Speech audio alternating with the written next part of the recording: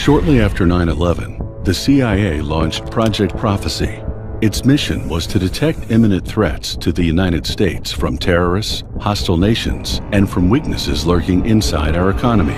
On August 7, 2006, Prophecy's system uncovered warning signs of an impending terrorist attack. 3 days later in London, a plot to blow up 10 U.S. passenger jets was thwarted, and 24 Pakistani extremists were arrested.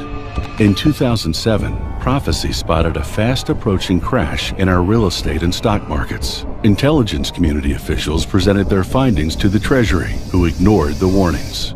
What happened next was the worst economic crisis since the Great Depression. In recent years, Prophecy has been used by the Pentagon to ready our defenses in the event of an economic weapon of mass destruction being detonated in our financial markets. Unfortunately, the architect of the CIA's Project Prophecy has now come forward to warn the public that America is about to suffer a $100 trillion collapse. In the following interview, he reveals why this outcome is unavoidable. Viewer discretion is advised. My name is Steve Myers, and I want to thank you for taking part in this exclusive Monday morning interview with Jim Rickards, the financial threat and asymmetric warfare advisor for both the Pentagon and CIA. Recently, all 16 branches of our intelligence community have come together to release a shocking briefing that contained an alarming consensus. These agencies, that include the CIA, FBI, Army, and Navy, they've already begun to estimate the impact of the fall of the dollar as the global reserve currency, and our reign as the world's leading superpower being annihilated in a way equivalent to the end of the British Empire post-World War II. And the endgame could be a nightmarish scenario where the world falls into an extended period of global anarchy. Jim Rickards fears he and his colleagues' warnings are being ignored by our political leaders and the Federal Reserve. And we're on the verge of entering the darkest economic period in our nation's history, one that will ignite a 25-year Great Depression. Today we're going to examine everything he's uncovered, because the bedlam could begin within the next 6 months. Which is why every American should hear his warnings before it's too late.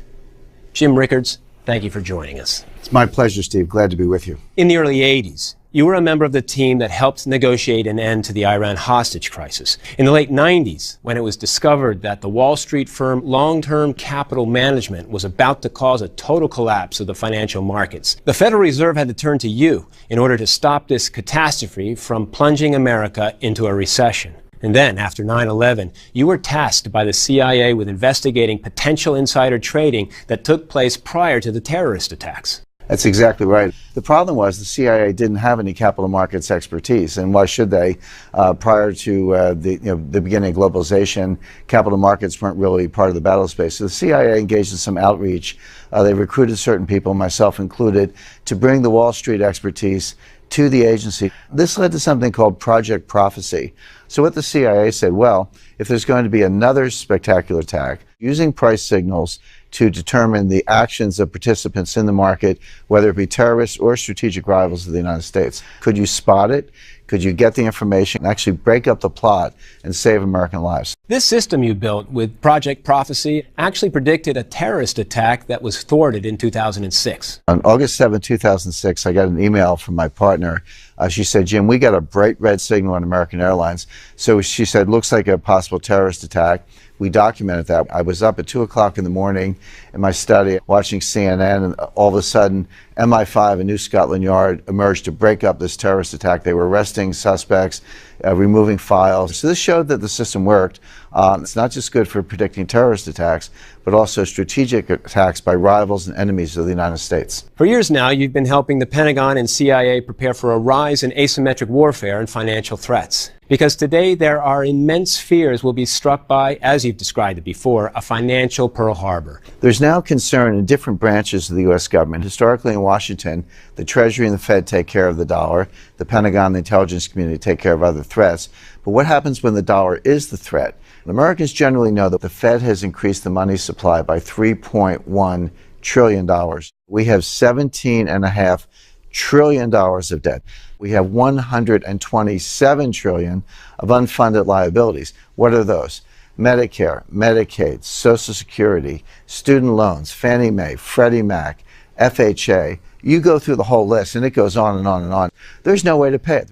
During the boom years of the 1950s and 1960s, every dollar of debt that was created, we got $2.41 worth of economic growth. So that was pretty good bang for the buck. But by the stagflation of the late 1970s, that had actually collapsed. So now for a dollar of debt in the late 1970s, we were only getting 41 cents of growth. So obviously that's a huge drop off. You know what that number is today? Today we only get 3 cents of growth for every dollar of debt. So we're piling on the debt, but we're getting less and less growth as that trend goes from $2.41 to 41 cents to 3 cents. It's soon going to go negative. This is a signal of a complex system about to collapse. This really speaks to what you wrote about in your new book, The Death of Money. The title strongly alludes to this. The hourglass is now empty. You warn we're about to fall into a 25-year Great Depression, that the stock market could plunge almost overnight 70%. You know, when I use the phrase 25-year depression, it sounds a little extreme, but historically it's not.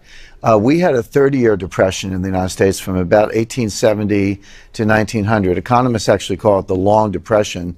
That was before the Great Depression. The Great Depression lasted from 1929 to 1940, so that was quite long. The U.S. is in a depression today. A lot of folks might disagree with you that we're currently in a depression. That word brings to mind images of the 1930s and soup kitchens. Well, we have soup kitchens today. They're just at Whole Foods in your local supermarket because 50 million Americans are on food stamps. It's not that we don't have distress. We have enormous distress, but it's being hidden in different ways. The unemployment rate today is actually 23% when you calculate it the right way. And you point the finger right at the Fed, Congress, the White House. I actually was in a meeting in the Treasury, and I said to the audience, the Fed and the Treasury are the greatest threat to national security, not Al-Qaeda, not some of the other threats out there, but right here in this building with this group, you people are destroying the dollar, and it's just a matter of time before it collapses. And I testified before the United States Senate about this. I warned the Senate, you know, maybe we can't stop earthquakes on the San Andreas Fault, but nobody thinks it's a good idea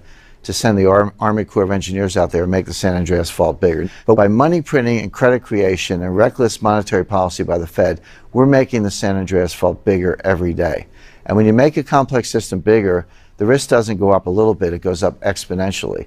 So the risk is unimaginable at this time. The collapse hasn't happened yet, but the forces are building up, and that's just about to snap. Your take, and that of many in the intelligence community, is much different than what we're hearing out of Capitol Hill, which is why the allegations you make in this book are causing quite a controversy in Washington. I was actually at a recent conclave in the Rocky Mountains with a couple central bankers, one from the Federal Reserve and one from the Bank of England. They'll say things privately that they won't say publicly, and I was handed a copy of Janet Yellen's playbook. The Fed is trying to kind of use propaganda, lie to us about economic prospects, talk about green shoots, use happy talk to try to get us to spend our money. The Fed doesn't know what they're doing. Don't ever think that they know what they're doing. You can print all the money you want, but if people are not borrowing it, if they're not spending it, then your economy is collapsing, even with the money printing. So you can understand it this way. So let's say I go out to dinner and I tip the waiter, and the waiter takes my tip and he takes a taxi cab home, and the taxi driver takes the fare and puts some gas in her taxi cab.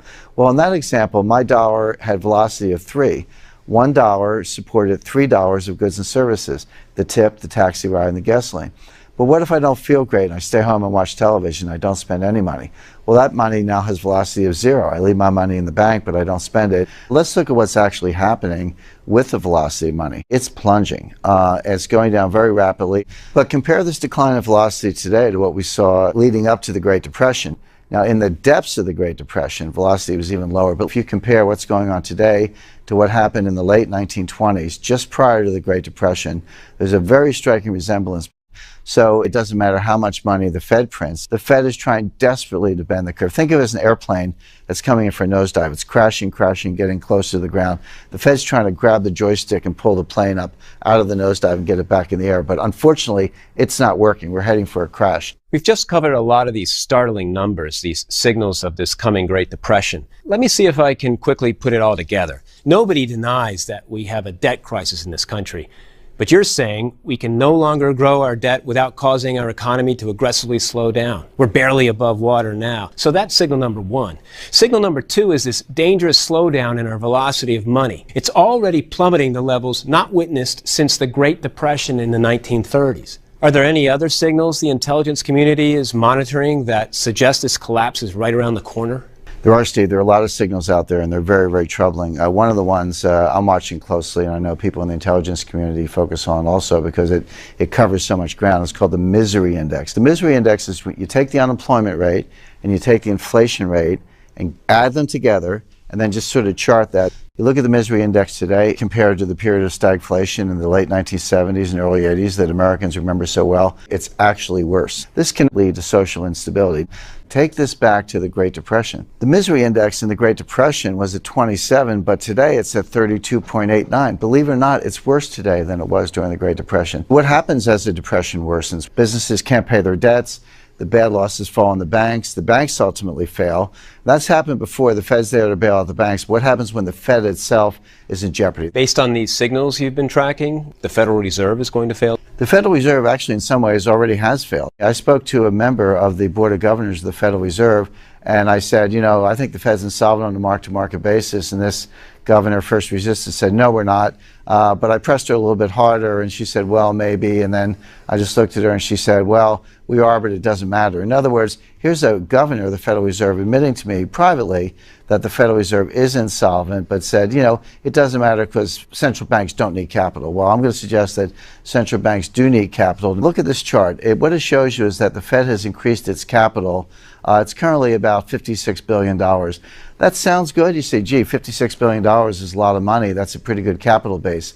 But that's not the whole story. You have to compare the capital to the balance sheet. How much in the way of assets and liabilities is that amount of capital supporting?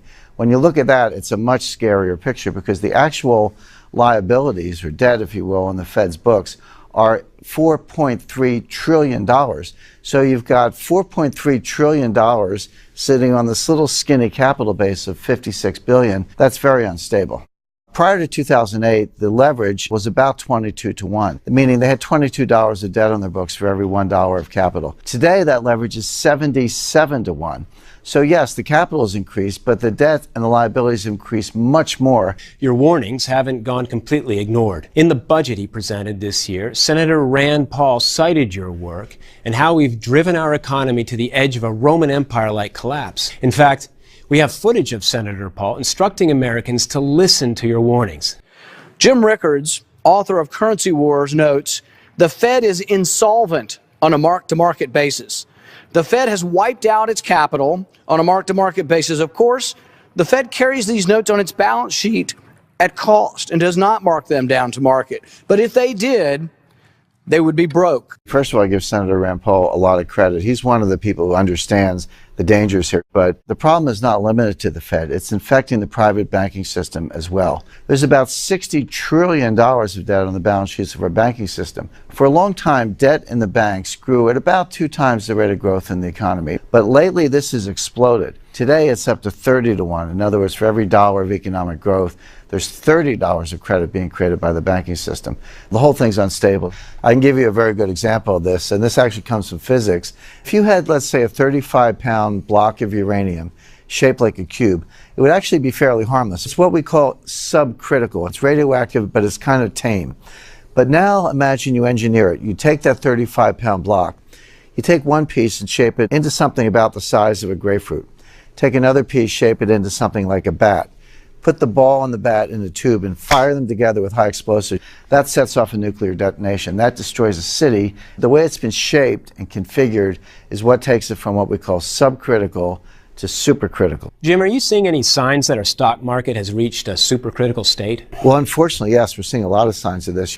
One of the ones that's really fundamental and really important is the ratio of stock market capitalization to GDP. Because you remember, the value of all the stocks in the stock market, that's supposed to represent the fundamental economy. It's not supposed to be off in a world of its own. But if you look at what's been happening to that ratio recently, it's going sky high. It's 203%. Prior to the recession, that number was 183%. Go back to the famous tech bubble, the dot-com implosion of 2000. At that time, it was 204%. And if you want the scariest news of all, just prior to the Great Depression, that number was 87%. In other words, the stock market capitalization as a percentage of GDP is twice as high as it was just prior to the Great Depression. So that's a really good metric for saying, hey, is the stock market heading for a crash? All the data says, yes, we are. But there's another metric, another warning sign, if you will, that's even more frightening, which is the gross notional value of derivatives. There's a certain number of shares of IBM that are outstanding, but we know what that number is. But there's no limit on the derivatives. I can write options and futures on IBM stock all day long and all the other stocks on the stock market. And that's what's been going on. Now, the gross notional value of derivatives in the world today is over $700 trillion, not billion, 700 trillion. That's 10 times global GDP. This collapse is unavoidable. So, we ask ourselves, how bad can this be? Well, what happened in 2007, 2008 when the markets collapsed? We all remember the value of stocks going down, real estate going down, housing going down. All that lost wealth was $60 trillion. The problem is now the system is bigger, so I would expect the lost wealth this time to be $100 trillion, possibly a lot more. We're in this critical state, getting close to the supercritical state where the system implodes. But it takes a catalyst, it takes a flashpoint. There are a number of potential flashpoints I've investigated. Jim, in a few moments, I want to discuss the steps Americans need to take with their investments and personal finances to prepare for everything you and your colleagues are predicting. But now let's quickly focus on some of these major flashpoints. One of the key flashpoints we're looking at is foreign ownership of U.S. government debt. Now, this is a very important thing to understand. We all know that the Treasury has issued over $17 trillion worth of debt. The question is, who buys it? A lot of U.S. debt is owned by foreigners. Who owns it? China, Russia, other countries that are not necessarily our friends, but they can dump it when they want to. Well, guess what? That's actually what's been going on. Recently, foreign holdings of U.S. government debt have been plummeting. But it gets even more interesting than that. We talked earlier about the project I did for the CIA, Project Prophecy, and we said you can see not only market action, but rivals, enemies, terrorists, and others operating in financial markets. So we all know that Russia invaded Crimea in the spring of 2014, and Crimea is now effectively part of Russia. So let's say you're Putin. You know you're going to invade Crimea. You know you want to take over eastern Ukraine. You can expect U.S. financial sanctions. So what do? You basically mitigate the impact of the sanctions. Start dumping treasuries in advance so that when you make your move and the Treasury tries to come against you, you've insulated yourself. So now you go back and look at October. Here's Russia dumping treasuries month after month. That was a clear signal that they were getting ready to do something to engage in financial warfare against the United States. Guess what? It's worse than that. We know the Russians and Chinese are working together. So is it any surprise that when the Russians started dumping, the Chinese started dumping also? Does the intelligence community have the ability to defend our country in the event that this escalates even further? Believe it or not, there's an intelligence unit inside the Treasury, and they actually have a war room. That tells you that financial warfare is here and it's real. So if the Russians are dumping, the Chinese are dumping, and the Fed's tapped out, who's going to buy all this debt? Well, a mystery buyer has shown up. Recently, Belgium has bought enormous amounts, in the hundreds of billions of dollars of U.S. government securities. So Belgium started loading up on treasuries coincidentally at the exact same time Russia and China began dumping theirs. It's not the Belgians. These amounts are bigger than the Belgian current account surplus.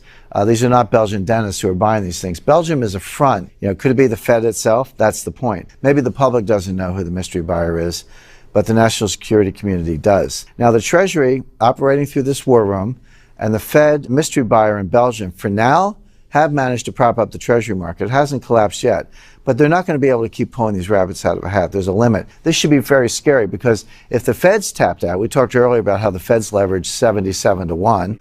So the Fed's at the limit of what they can do. The foreigners are now dumping treasuries. And if no one buys it, guess what? Interest rates go up. That'll sink the stock market. That'll sink the housing market. Higher interest rates mean the debt gets higher. So interest rates go up some more. So you start a death spiral and there's no way out of it. An attack on our treasury market is obviously a very serious flashpoint that could ignite this Great Depression you predict in your book. Let's talk about another flashpoint. What I call flashpoint number 2 has to do with the petrodollar. Can you explain what you mean by the petrodollar? It's basically a system whereby oil exports are priced in dollars. Oil doesn't have to be priced in dollars.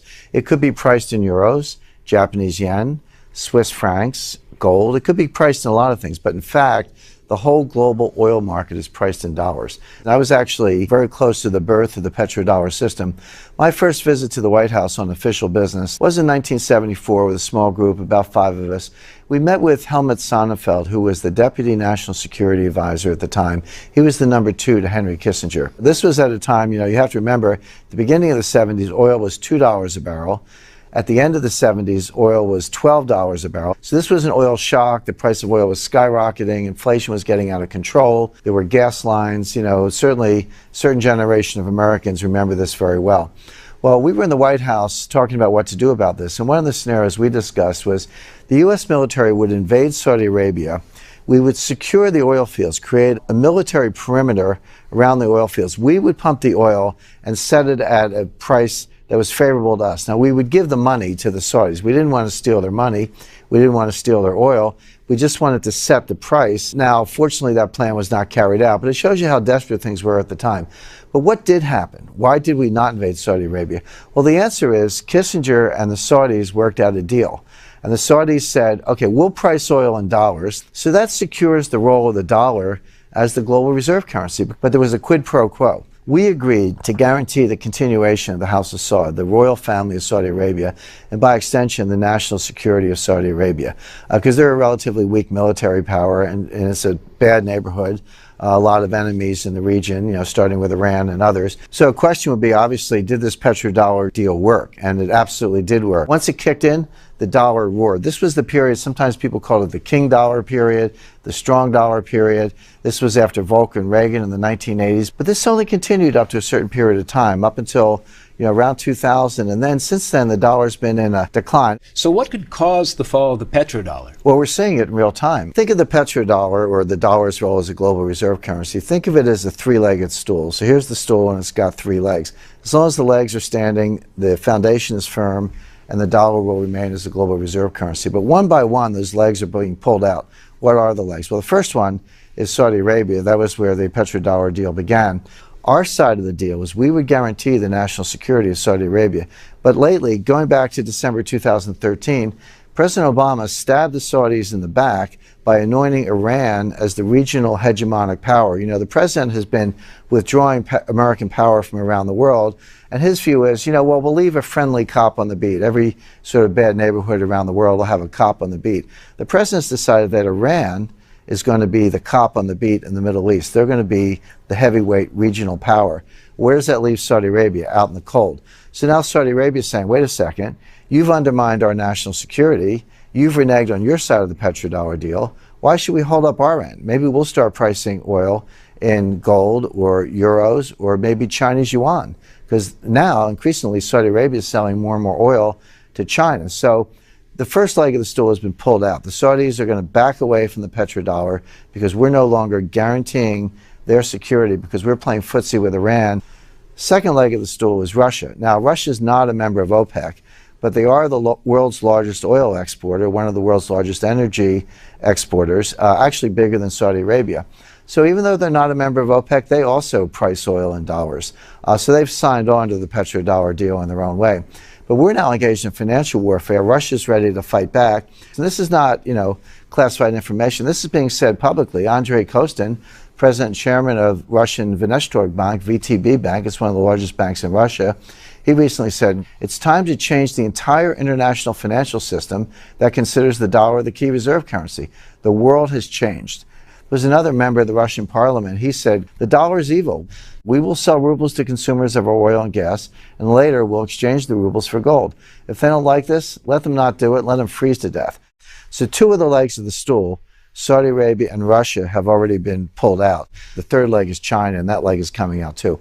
As far as Russia and China's role in taking down the petrodollar, this recent $400 billion energy alliance they signed, is that the purpose of it? Sure. Russia is the world's largest energy exporter.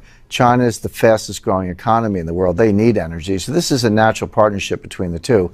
But the dollar is out in the cold. China is actually putting these yuan bilateral trade agreements in place all over the world. They're doing them one by one, but once there's enough trade and enough volume in a certain currency, it can become a reserve currency. These are all straws in the wind leading to the collapse of the dollar as the global reserve currency. Jim, in your book, you investigate how nations are now using gold as a financial weapon. Is this one of the most dangerous flashpoints? It's absolutely one of the most dangerous flashpoints, and here's why. A lot of people look at the dollar and say, look, you may not like the dollar, you may worry about the dollar, but you've got nowhere else to go. But there is another place to go, which is gold. You don't have to buy treasuries, you can buy gold.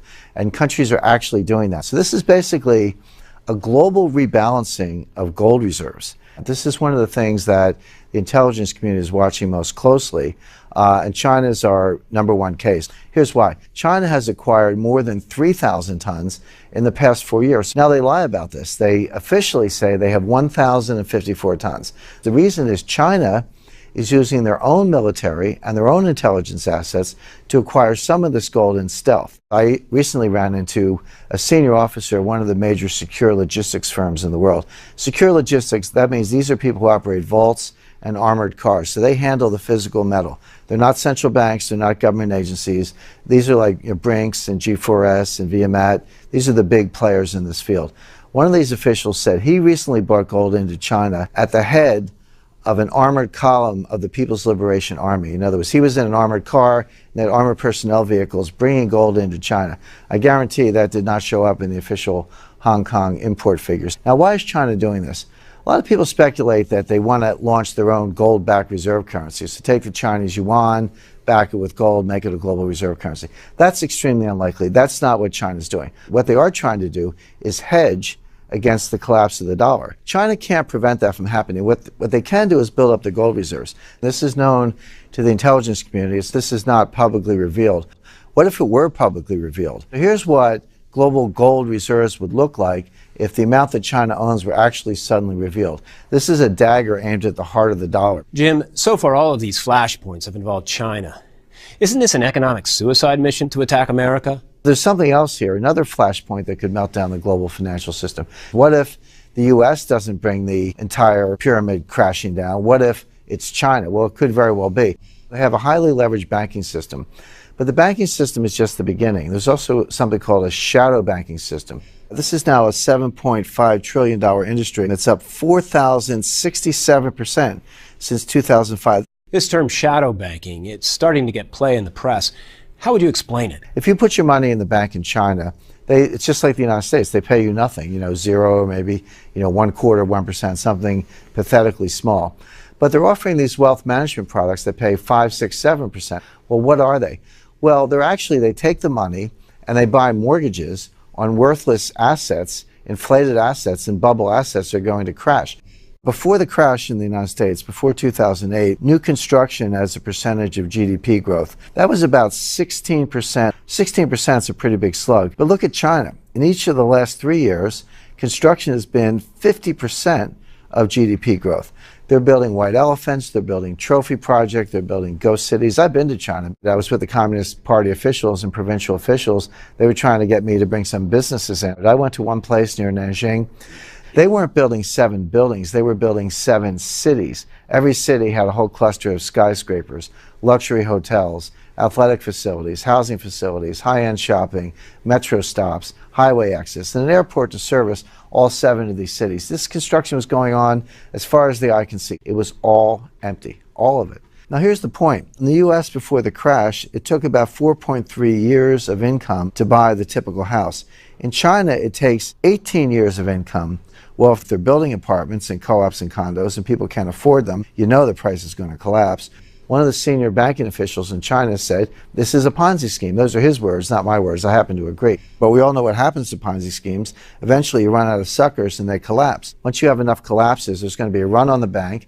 The bankers are going to say, sorry, we can't pay you. It's not our problem. Well, that's not going to be good enough. Riots are going to break out. What does it mean when the world's second largest economy hits the brakes? That's going to be disastrous for global growth. It's going to pull the rug out from under the sky-high valuations we're seeing in U.S. stock markets. This is a setup for an entire collapse of the global economy. Jim, there's one more flashpoint I'd like to talk about. It has to do with a premeditated plan you believe exists inside the IMF and involves high-ranking U.S. officials to replace the dollar as the world's reserve currency. It's not just my belief. This is actually documented. It's a 10-year plan to replace the dollar as the global reserve currency. The IMF released a report this year. It was called, get this title, "The Dollar Reigns Supreme by Default." Here's a direct quote. "The aggressive use of unconventional monetary policies by the Federal Reserve, the U.S. Central Bank, has increased the supply of dollars and created risks in the financial system. The dollar's status should be in peril."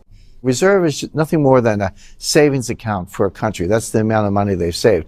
But the problem is when you have it, you have to decide what to do with it. You can't just stick it under a mattress, so to speak. A lot of people think that the dollar will prevail because there are no good alternatives. That's not true. The dollar is declining sharply as a percentage of all the reserves. Imagine if that continued. The euro comes up, Swiss franc comes up, some of the other currencies come up. That's one outcome, but there's another outcome that's probably coming a lot sooner, which is that we have a financial panic in the world, and a central bank has to re-liquefy the world. Where's that money going to come from? It can't come from the Fed. They're leveraged 77 to 1. There's only one clean balance sheet left in the world. That's the IMF. The IMF, believe it or not, is only leveraged 3 to 1. When the next crisis comes, it's going to be bigger than the Fed. The only source of liquidity in the world is going to be the IMF. Think of it this way. The Federal Reserve is a printing press. They can print dollars. The European Central Bank has a printing press. They can print euros. Well, the IMF, the International Monetary Fund, has a printing press also. They can print something called the special drawing right, or the SDR for short. These SDRs can come along as a new reserve currency. The reason they came up with the name special drawing rights is because if they called it world money, that would sound a little spooky and scary, but that's exactly what it is. But here's the point. This may be a 10-year plan. We're not going to make it 10 years. This collapse will happen a lot sooner than that. So they're going to have to dust off this playbook and run out these SDRs and print trillions of them to prop up the system. Now, if the Fed bailed out private credit in 2008, and the IMF now bails out the Fed in the next financial panic, who runs the IMF? Who's really in charge? Well, it's a nice crowd. You got kings, dictators, communists. They're unelected, unaccountable. And this is the next flashpoint. Really, the IMF taking over the world monetary system, becoming the central bank of the world, printing world money called the SDR. Jim, these flashpoints, the attacks on our treasury market and petrodollar, China's stealth gold run, China's inevitable collapse, even this alarming inside job to take down our dollar that's escalating at the IMF. We've only scratched the surface of what you reveal in your book. But really the most important message I took away from reading The Death of Money is that regardless of which flashpoint unleashes the 25-year Great Depression, folks need to understand it's coming, and coming quick. Steve, that's exactly right. There is a mission in this book, and it's urgent, and it's important. We're talking about a prolonged depression. We're talking about massive deflation, massive unemployment, rampant bank collapses, a 70% best case scenario stock market drop. This could all start within the next 6 months. Look at it this way. Americans right now are standing at the very bottom of a tall mountain, Mount Everest, Mount Kilimanjaro. About halfway up the mountain, there's a catastrophic avalanche barreling down towards us. Determining the one snowflake, the one flashpoint that's going to speed this chaos up shouldn't be our focus. Recognizing the severity of the situation and moving to safety should be. So mission one is helping people hold on to what they've got. That's going to be more than half the battle ahead. Jim, as you know, Money Morning believes so much in your book, as well as your mission to warn the public, that we'd like to send free copies of The Death of Money, the coming collapse of the international monetary system, to everyone who is watching this interview. Now, it's on bookshelves. It's being sold for about $28. But I want to point this out. The version we're sending folks is different than the one being sold in stores. And the reason why is simple. What we're talking about today is not light reading material. And the book investigates everything thoroughly, except for one part. It's what our government calls, and to be clear, this is what they call it, the day after plan. This describes what America and our government will be like when our economy collapses. Now, I have an unpublished chapter that does outline the situation. It's called The Day After Plan Declassified. I didn't put it in the book that was originally released because it is controversial. The picture I paint is far from pretty. But I am going to include this chapter here because folks watching this interview are more prepared to see this intelligence and these scenarios. You also took another step with this version of the book. You created a 6-part video series you're calling The Death of Money Digital Debriefing. Here's why I put that together. It's impossible for anyone, me or anyone else in my line of work, to give you an exact day and time this collapse will begin. We just know it's coming and coming soon. However, there are crystal clear warning signs that will appear in our economy and in our markets. This is certain. So across this video series, I walk folks through the 7 major signs. I give you the exact signals we're watching. I share the charts, the announcements you'll hear from certain world governments and the Federal Reserve. I examine the flashpoints even further that could ignite this nuclear meltdown in our economy. I explore the secret bubbles nobody is talking about. I share more findings from the intelligence community about Russian, Chinese, and Iranian activities against America. And this is very important. Across this video series, I help folks analyze their investment portfolios and show them how to adjust their allocations accordingly for numerous scenarios that could unfold. Because this is a fluid situation, it's volatile. So I review how much of your portfolio should be in certain sectors of the stock market, precious metals, income opportunities, where folks should be looking overseas to invest. It's a point-by-point examination of each of these areas. Jim, we'd like to rush copies of your book, The Unpublished Chapter, and this 6-part digital debriefing out to everyone watching. It's part of a bold initiative you're taking on, what you're calling Project Prophecy 2.0. You helped lead a CIA mission called Project Prophecy. The goal was to identify the signals in the financial markets and economy that threatened our country. With this relaunch of Project Prophecy, here you're applying this same methodology to helping everyday folks build this unbreakable wall around their wealth. Let's talk about what you've created. Steve, I realize much of what I've revealed today is a shock to the system. America is facing one of its darkest periods. There's no escaping that. And some of the measures folks are going to need to take to protect themselves may be outside their comfort zones. So I'm going to take a hands-on approach here. My book, The Unpublished Chapter, and digital debriefing will give them the big picture. But folks also need to know the exact investments to target and the ones to avoid. They need to rethink how they handle their personal finances. To help them, I prepared a set of intelligence briefings. The first is called the Project Prophecy Wealth Defense Blueprint, the 4 directives. And with each directive, I have specific investments targeted. Let's examine each of them. Directive number 1 is seek shelter from the dollar's fall. The next time the dollar falls, it won't be the first time. The dollar almost collapsed completely in the late 1970s.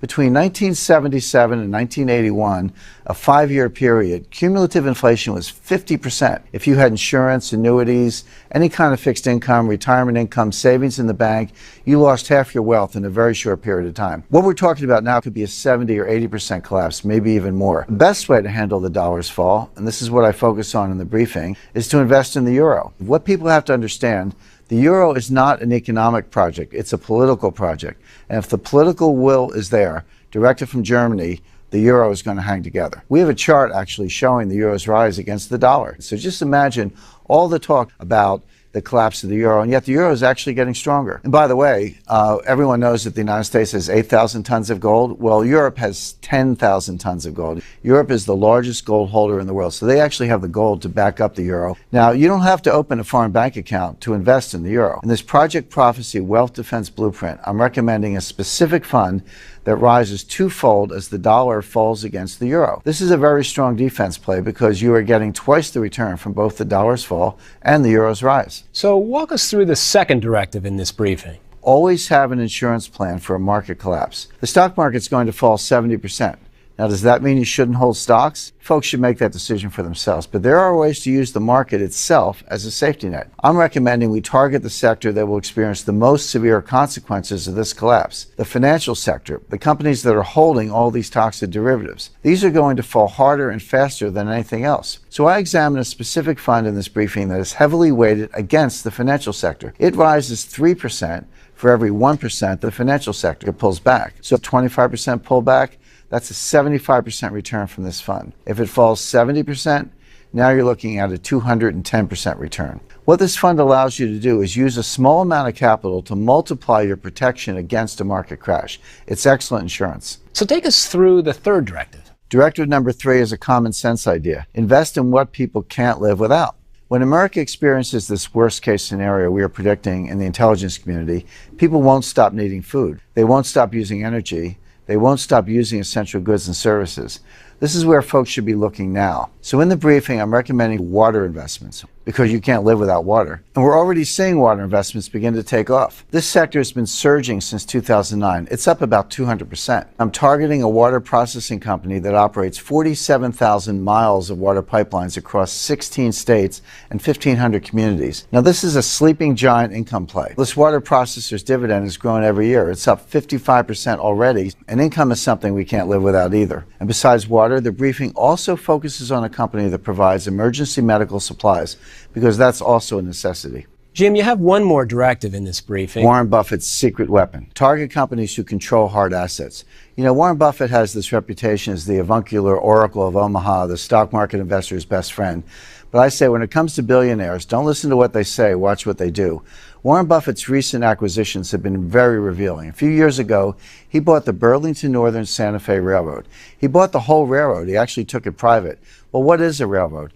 A railroad is nothing but hard assets. They have right-of-way, mining rights adjacent to the right-of-way, rail, rolling stock, yards, switches, signals. It's all hard assets. How does a railroad make money?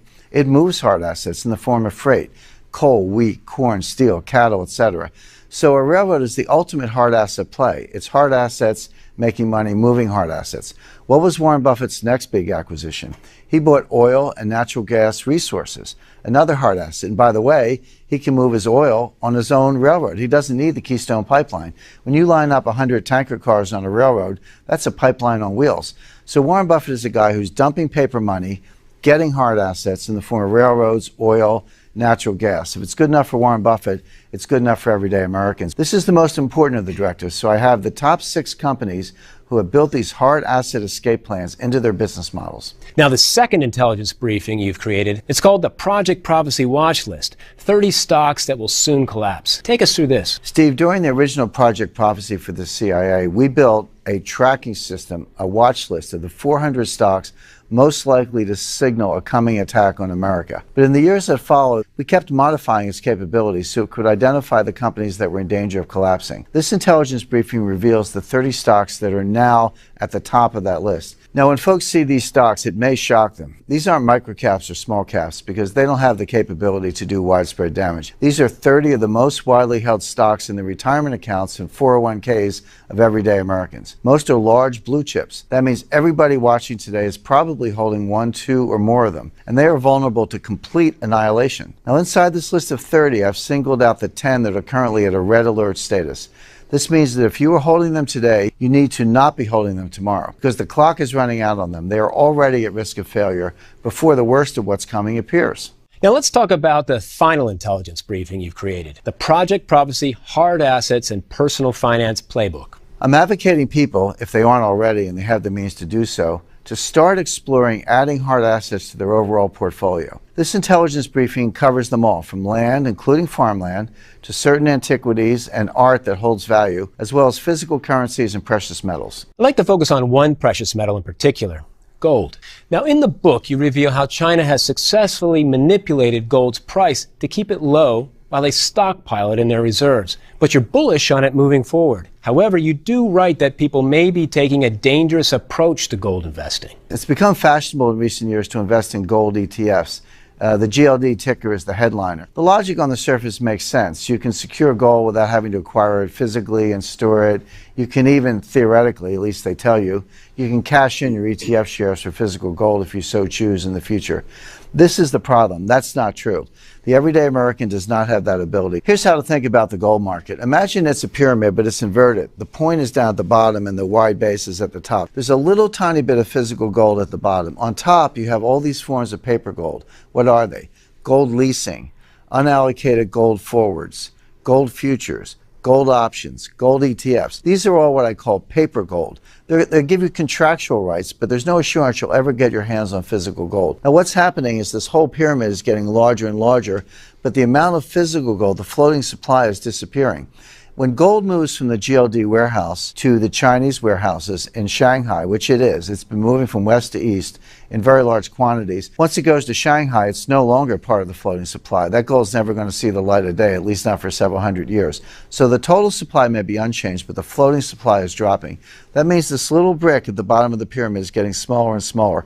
One of two things has to happen. Either that paper pyramid has to shrink, or the whole thing's going to become wobbly and tip over. So if you have GLD, you only have shares and you will only ever have shares. You cannot get your hands on the gold. So with this intelligence briefing, I tell folks to stay away from gold ETFs, and instead I talk about 3 specific precious metal coins they'll want to look into immediately. Now let's examine how folks can fortify their personal finances from these dangerous times that are fast approaching. This is very important, because if you protect yourself with your investments, yet don't take the same measures with your personal finances, you'll experience the same outcome, and it won't be a good one. The bank you choose to keep your money in is now a critical decision, because that bank may not be around next year or the year after as everything escalates. So I talk about the safest banks and credit unions. These will not collapse. You should make sure your money's in one of them. I show folks which CDs and conservative income opportunities are most shielded from risk. I talk about the 10 safest cities for the future. These are the ones with the strongest local economies. They have industries that will continue providing jobs.